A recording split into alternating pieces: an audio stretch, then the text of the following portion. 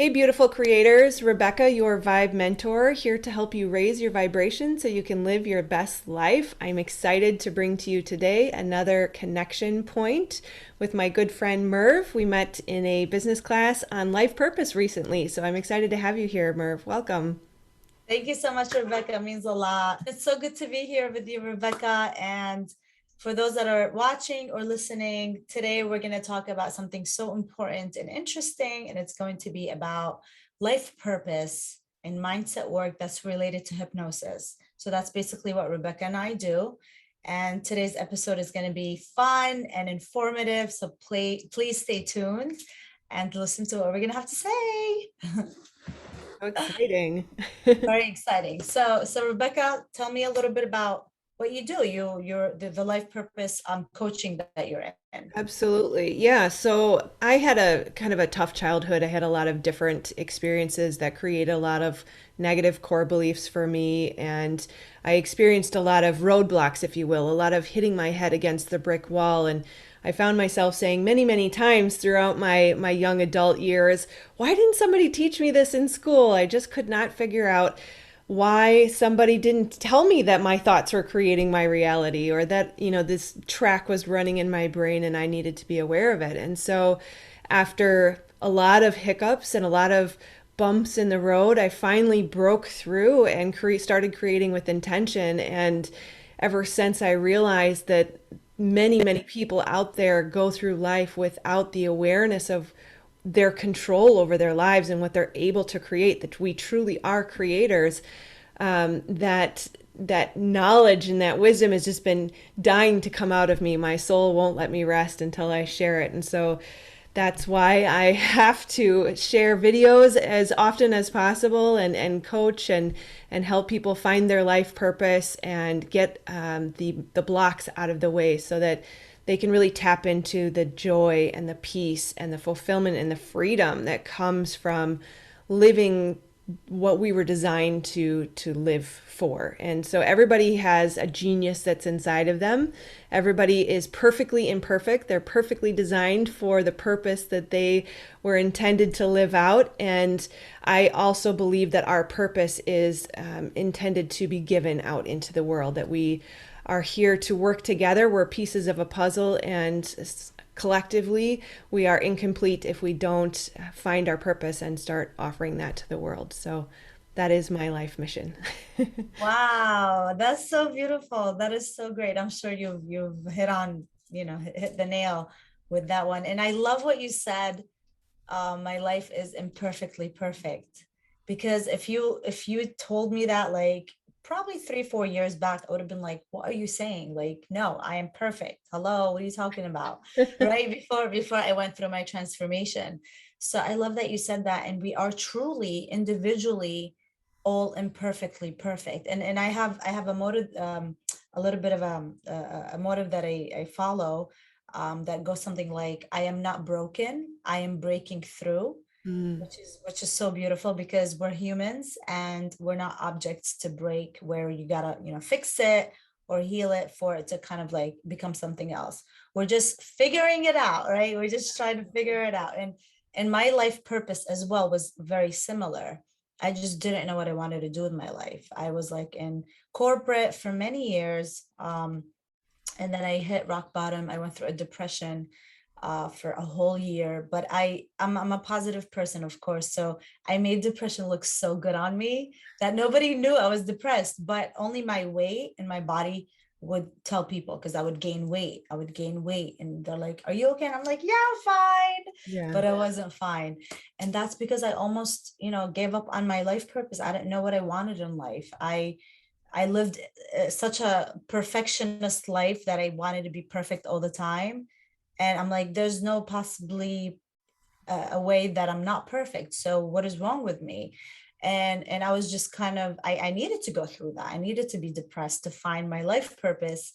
And that's when I decided to become a health and a life coach and transform my own self and work on myself, because I was my project, right? I needed to find me. I needed to find that inner peace and inner happiness, when my whole life I thought we find it externally, right? Through like other people or other things.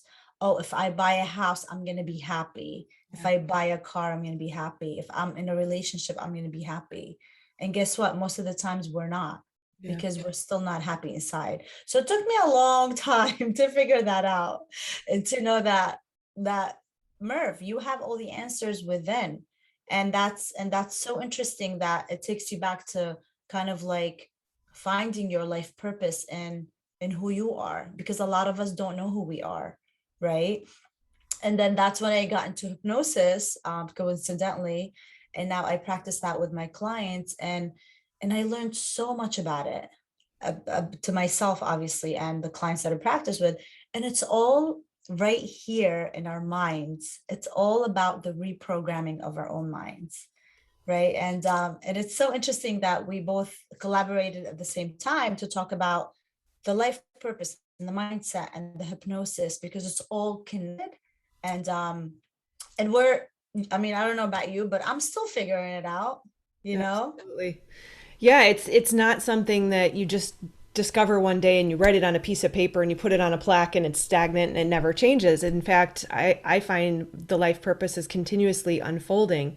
And the more you lean in and listen to the intuition and just take that next right step, something else is going to be revealed to you. And so it's kind of like making soup. I like to use that analogy where you're adding a little salt, adding a little pepper, maybe it needs some more water, maybe it needs a starch, and then it's going to marinate overnight, and the flavor is going to change tomorrow, and then tomorrow it's going to be too salty, so then you'll have to add some more water, right? And so through our life experiences, we're discovering, oh, I liked this aspect of the corporate world, but I didn't like that aspect. And I like this aspect of being an entrepreneur, and maybe I can combine them. And you're making your own soup. And so your life purpose is going to continue to evolve. It's a process of alchemy, right? We're turning this life that we see outside of us into the gold that we will hold in our hearts. So I love your story. I didn't realize that you too were in the corporate world and left. And it's, I'm sure we're not alone. I know we're not alone. I know there's a lot of people who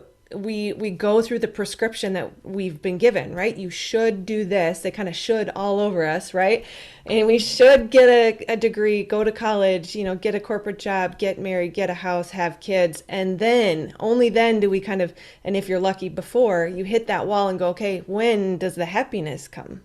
Wow. Because it hasn't come yet, right? And it's because it's not outside of us, like you say, it's inside. So I'm really curious, when you were in the corporate world and you started to feel depressed, was there a trigger moment, or what do you think started to sort of awaken your soul and that calling to you to find your true self?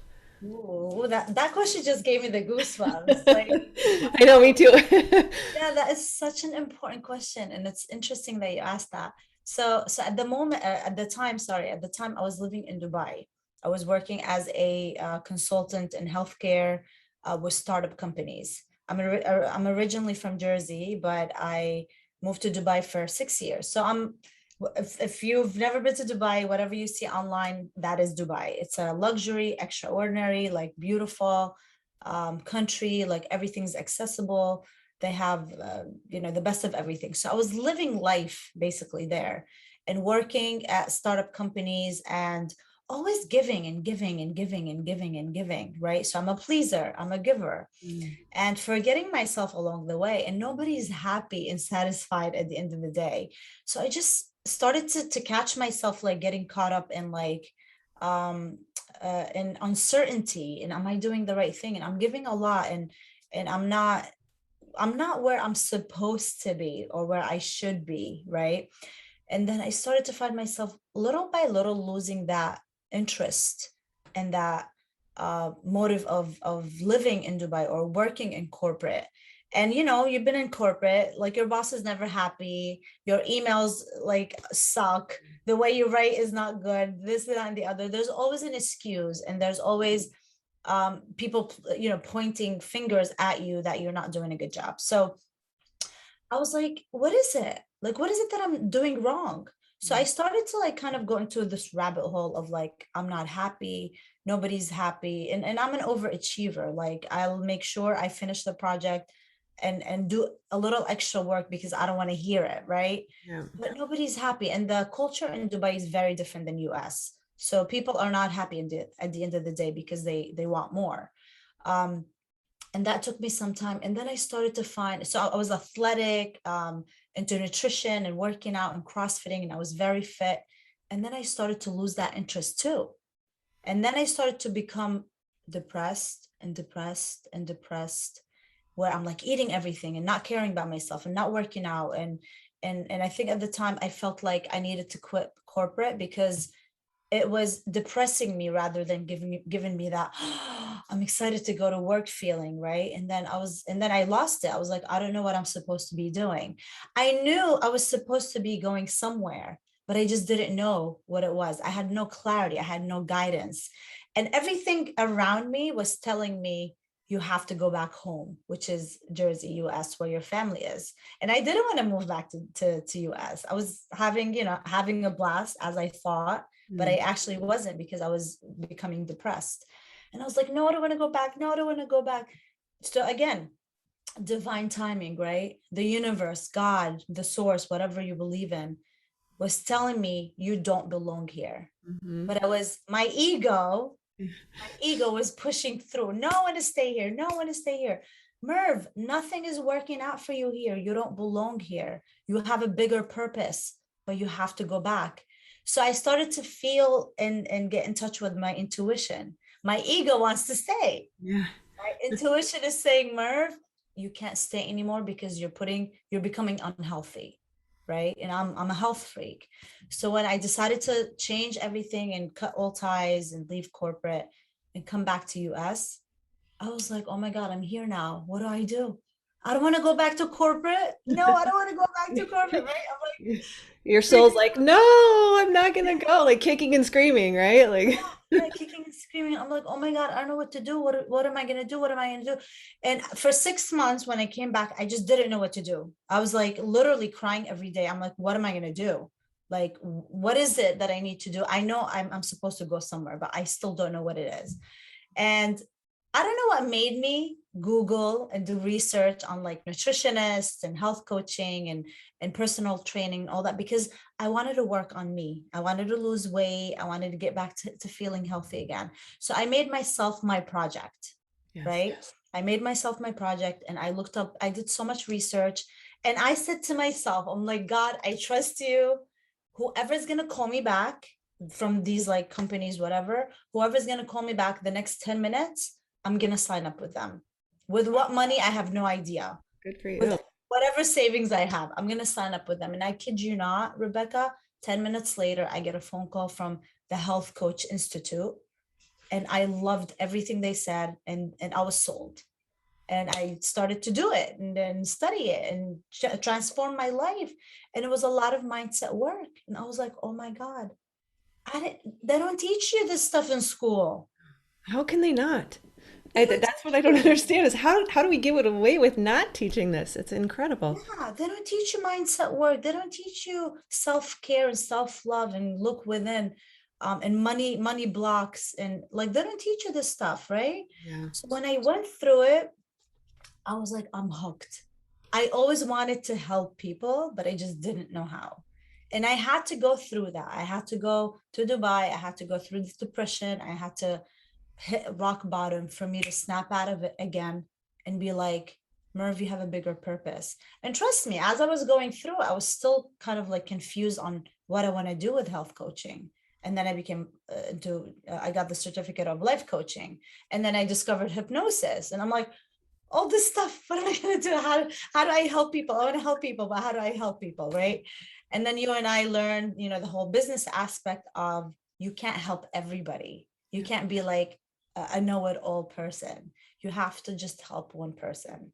And Yeah. that took me some time to understand. Like I know I want to help everybody and give free services and free information, but that's just gonna make me feel exhausted because again, self-care, right? Self-care, take care of yourself so we can give others. And so I had to kind of focus on one kind of person, one kind of niche, one kind of audience, to help. And then I got into weight loss for a while. And then from weight loss, I was like, no, it's not really the diets. It's more of the mindset, Absolutely. you know? It's all is mind. All is mind. Yeah. So I'm curious about you. How did you get involved in this and Oh, leave corporate? oh my goodness. That is quite a story, which I will tell you. I have to touch on a couple things that you said there because it's so amazing how your story is so similar to the people that I'm talking to, and it seems a majority of us are going through either recently or currently. And it's almost like we have to try on the prescribed life that they say we should live so that we can be certain that that's not going to work for us, because when everything outside of you is telling you you have to go this route, you're going to really question yourself, and it's almost like we kind of got to get that out of the way. But then what you did was follow your already innate intuition, innate curiosity, right? So you're into to health and fitness, and I am too. I've been guilty of, I think I've been called a rabbit and I eat twigs and berries, but that's by somebody who likes McDonald's, so we won't go there. But we'll have to talk health and nutrition another day because that's kind of my other passion Oh, too. Because of it's a big course. piece of it, right? Like you can't have a healthy mind without a healthy body. So Oh my God, yes. so you Yes. you did the right thing, right? Like coming back and just like trying things on, right? That's the base, the foundation of your soup was health and nutrition, right? And so now you're adding in a little bit of hypnosis, and it's kind of interesting how we're tested and we're forced to operate on faith because we'll never figure it out with the mind. We'll never put it like I'm type A corporate personality. I like to check all my boxes. I like my roadmaps, right? Like the 5-year plan, right? So I wanna lay it out and I wanna know I'm gonna be a health coach and then I'm gonna do hypnosis and then I'm gonna do this and then we're gonna pair it together and then I'm gonna help this group of people, right? And Yeah. it's that planning that we try to do is kind of what gets in the way because we're never going to be able to figure it out with the mind. The mind has strengths and it serves its purpose in some cases, but the ego gets in and it gets in the way, and it's that insatiable need for more. And it clouds our judgment when we need to be listening to our heart and we need to be following our intuition. And unfortunately, or fortunately, I'm sure it's for the better, we won't be able to figure out all the next steps. All we can do is take the next right step, what's right here, be present, what's right in front of us. And so I love that you're a living example of the right way to do it. You're doing the right thing, right? Like this is how we all need to be going about it. And can you imagine, this is where I get really excited, if we start teaching this in schools, which my life mission before I die, I would my be a kids will learn teacher. this. I Yes, would be a teacher. yes, yes, because this is so beautiful. Life can be so amazing, and I'm totally covered in goosebumps right now because Me it too. it's incredibly fun, right? Like joy and your passion is your compass. And that's always said with a healthy dose of responsibility, right? We can't eat potato chips and sit on the couch all day. That makes me happy, right? That's not what I'm saying. But like if we're teaching kids this at 5 and 7 and 10 and 12, because it is such a process of alchemy, by the time they're 18 and 21, if they've been doing this for 18 years or 20 years, they're going to be so strong and so powerful and such vibrant creators. The goosebumps just won't stop. The world could be such an amazing place if we're all just creating from our intuition and our heart. And thank you for sharing your story because it I get really excited at what an example you have been for people, and it's incredibly impactful, and you're helping make the world a better place. So thank you for Thank sharing. you. It means a lot. It means a lot, Rebecca. Thank you. And listen, we're still a work in progress. It's Absolutely. Always. never ending. It's never ending. The only thing I would say is continue to work on yourself. It's never like, oh, I'm here. Now I'm Right. good. It's like, oh, I bought the house and I'm happy. Right. Or I'm in a relationship. Now I'm happy. No, Right. continue working on yourself. That's one thing I would say. Yeah. Yeah. Yeah. The soup is never finished. I love that. I love cooking. So it's Yes. like, oh, a little salt and a pepper and a this and a that. Add a little love, add a little joy. Yeah, the soup of life, right?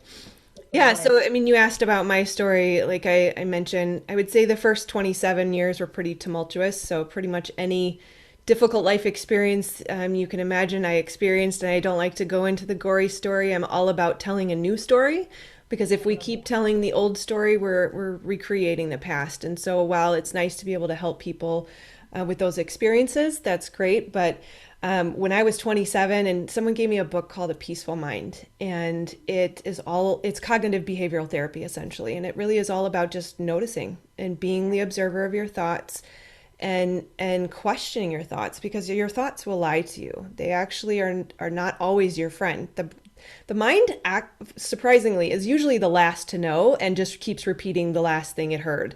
And if we are running these old programs, if we have 7 to 9,000, I hear different numbers all the time, but call it 7,000 thoughts in a day, and 90% of those are repeated. Imagine what you are creating. So if I like to talk a little bit about the science, because again, coming from a corporate background, I have a lot of friends who are like, that's too woo woo. This is science. It's proven. It's not just spiritual mumbo jumbo anymore, that we are electromagnetic beings. Our Yeah. thoughts are an electromagnetic frequency. They literally vibrate. And we know with magnetism that you will draw together the positive and the negative parts. So we are literally creating with our thoughts. And our thoughts also create our emotions, which turn into our actions, which turns into our personality, and our character creates our personal reality, right? So, and that's Joe Dispenza, that's not mine. So, Okay. but we're drawing to us, and we truly are creators. And so when I finally woke up and realized, whoa, I am thinking negative things, worried about the past, worried about the future all day and all night. Like from the moment my eyes open, I'm recreating the past. That was kind Mm. of that light bulb moment. And the first time I said, "Why are we teaching this in school?" Um, and I'm now in my early 40s, and so it's close to going on 20 years of working with what we need to learn, working with the mindset, removing the blocks, identifying the core beliefs, um, learning through hardship with relationships, why we keep having the same negative relationships come to us, and how to have boundaries, how to not self sacrifice and give too much, how to put your mask on first so that you can help others around you.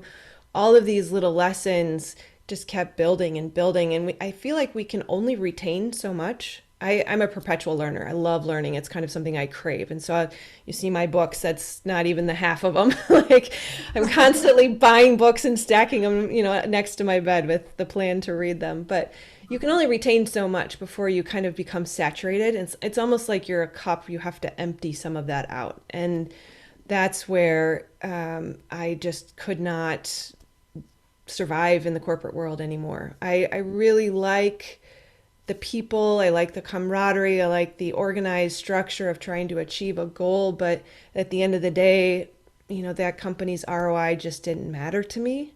Yeah. I can't put on that mask anymore. And Oh, yeah.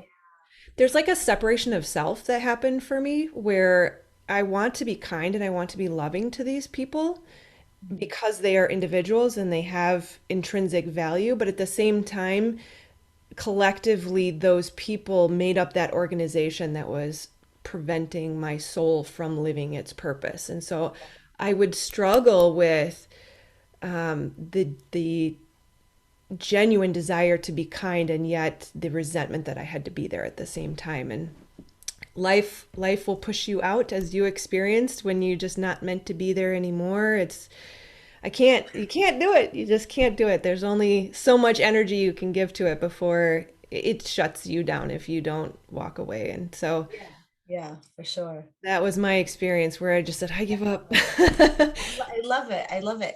And you said something so important. Life will push you. I love that you said that, because, and this is for again, for those that are listening, this is because I'm sure people are like, but how do you know? Like, how do you know when to move or when to do this one?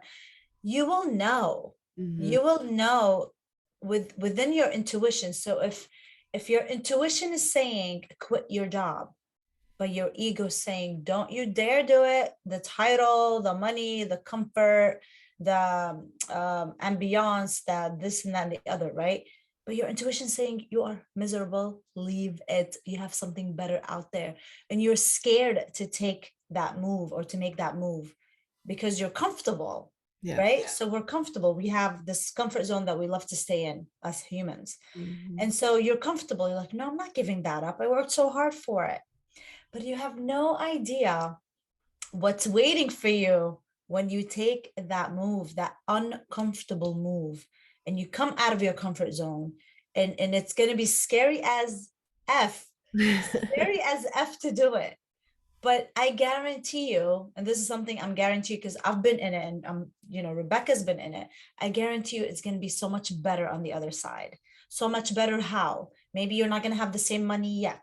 Maybe you're not going to have the ambiance that you had, but so much better inside. You're going to be happier. You're going to be loving yourself again. You're going to put that mask back on, and make yourself survive whatever it is that you're going, instead of actually putting yourself in a bigger hole.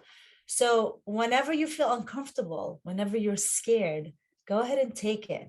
Yeah. Take that leap of faith, and it's so much better on the other side. And that's your story. That's going to be your story to talk about. Yeah. Because it doesn't knock the door and be like, hey, I'm ready for you, are you? Let's do it. No, it's never going to be that way. It's going to be like, do it now. Intuition saying, do it now. Take that leap of faith, quit your job, or move now, or leave that toxic relationship now, or write a book now, or start your own business now, right? Like, this is what it says. It keeps making you like feel it in your stomach. It's like, oh, I'm sick to my stomach. What is happening? I'm so uncomfortable. Yeah. Yeah. Yeah, and it starts as a little bit of a whisper. It's like, hey, maybe this isn't right for me today. And then, gradually over time, in weeks and months and years, it's going to get louder and louder and louder until finally it's going to smack you on the forehead and yank your job out from underneath you and force you to go do what you know you're supposed to do. So you have a choice. Yes. You can do it when it's a whisper, or you can wait until you get smacked in the face. Yeah, I kind of joke, but there is a delicate balance in defining when the right time is to do it, because I've found if I jump too early when it's first a whisper, sometimes it's a little too early. You kind of got to wait until it gets a little bit louder, and then a doorway will be presented.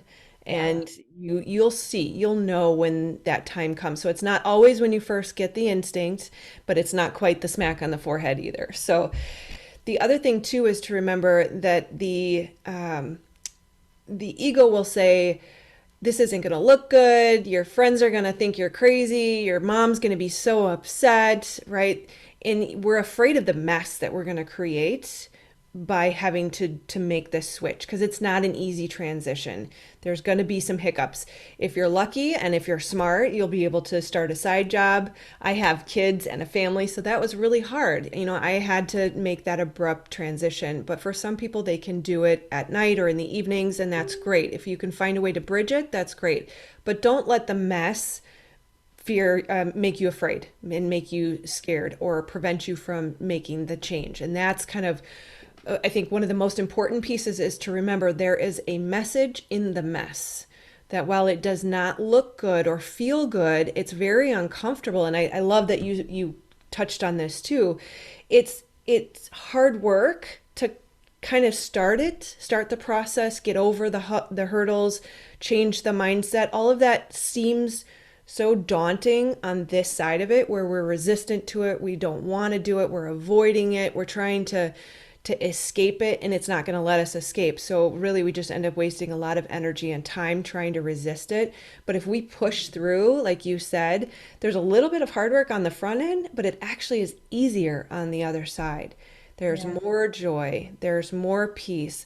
There is just a release that happens, like you said, in the body. It's difficult to explain.